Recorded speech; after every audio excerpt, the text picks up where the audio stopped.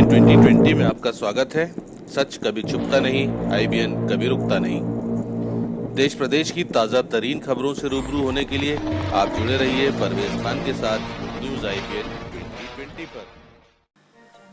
हमीदिया अस्पताल से 865 remdesivir injection चोरी होने के मामले में विधायक आरिफ मसूद की याचिका पर उच्च न्यायालय ने दिया निर्देश।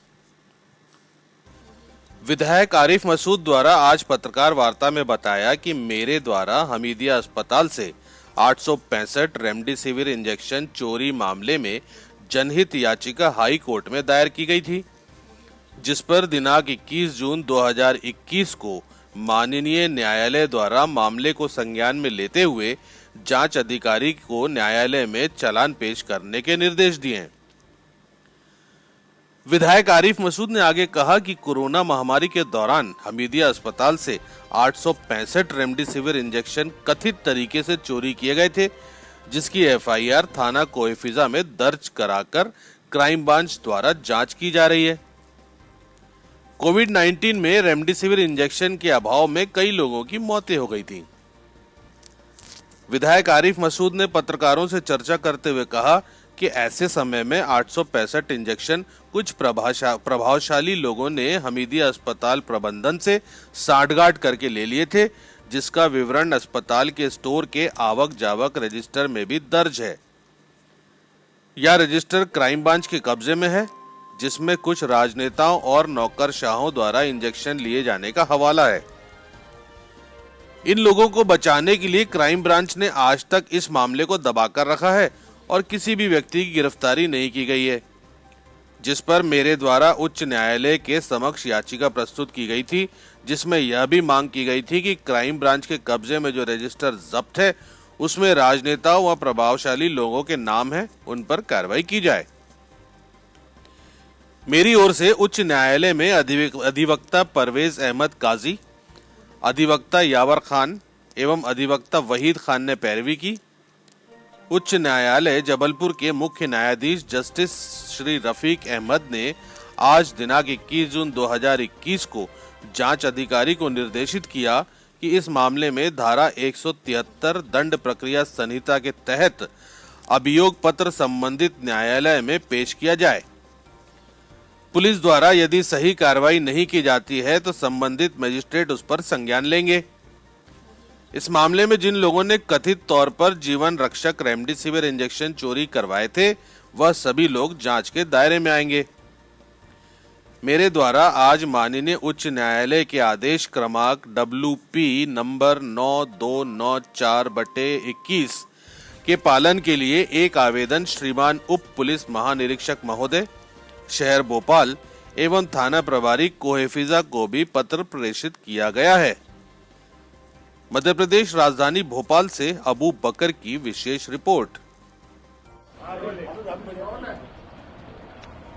रेमडेसिविर इंजेक्शन उस भयानक समय पे चोरी हुआ था जिस समय एक एक इंजेक्शन की एक एक जान के लिए बड़ी जरूरत थी, बचाने के लिए बहुत कीमती था।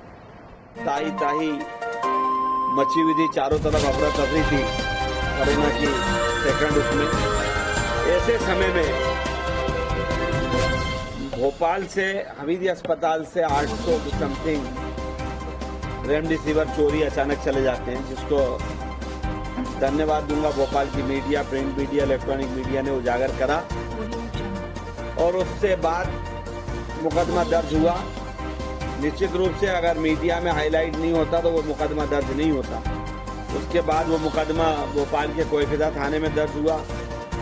फिर राजनीतिक दबाव के चलते हुए उसे क्राइम विभाग की तरफ कर दिया गया और उसके बाद ऐसा लगने लगा था कि उसको दिमाग हटाने के लिए रेमडेसिविर में बड़े लोगों के नाम आ जाने के कारण, जिसमें मंत्री और बड़े नेता और बड़े ब्यूरोक्रेसी के अधिकारी थे, उनको बचाने के लिए षड्यंत्र किया जा रहा है।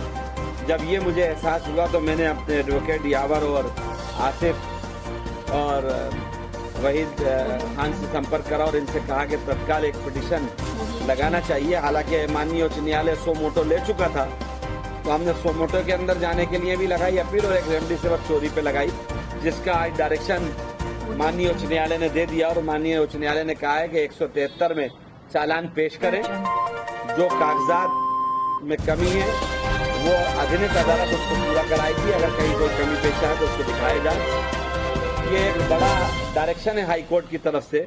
तो हमें पूरी उम्मीद है कि अब जो लीपापोती की जो अंदेशा था माननीय उच्च न्यायालय के आ जाने के आदेश के और डायरेक्शन के बाद शायद वो लीपापोती नहीं होगी। उसी की कॉपी को लेकर अभी हम संबंधित थाने को भी एक आवेदन दे रहे हैं कि तत्काल उसके संबंधित दस्तावेज हमें भी दिए जाएं और माननीय न्यायालय में भी पेश किए जाएं। नहीं, अब ये क्योंकि माननीय उच्च न्यायालय का डायरेक्शन हो चुका और 173 में चालान आना है तो नाम भी आ जाएगा, रजिस्टर की कॉपी भी आ जाएगी। लेकिन मेरे को अंदेशा है कि इसमें मंत्री और अधिकारी के नाम तो थे।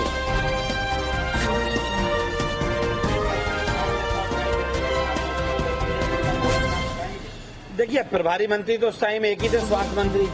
प्रभुराम चौधरी तो गायब हो चुके थे। जो चिकित्सा दूसरे प्रभारी मंत्री थे वही भोपाल के प्रभारी मंत्री थे, कोविड का जिला देख रहे थे। दूसरा अधिकारी थे। और जब मैं एक बात कहना चाह रहा हूँ, उस समय से मैं ये बात कहता रहा कि उसी समय रजिस्टर को उजागर कर देना चाहिए था। अगर ये लोग निष्पक्ष थे तो वो रजिस्टर छुपा के क्यों रखा और वो एक थाने से क्राइम ब्रांच को क्यों दिया और क्यों आज तक उसको दबाने की और खात्मे की तरफ ले जा रहे थे। बड़े जो उसमें अधिकारी थे उनके नाम क्यों नहीं आए? क्योंकि वो रजिस्टर की काफी सुविधा उनके पास भी होगी। तो उसकी लीपापोती अब मुझे उम्मीद है कि नहीं होगी और रजिस्टर की काफी हम लोग भी कोशिश कर रहे हैं कि हम लोग के पास आए तो उसको सार्वजनिक की जाए।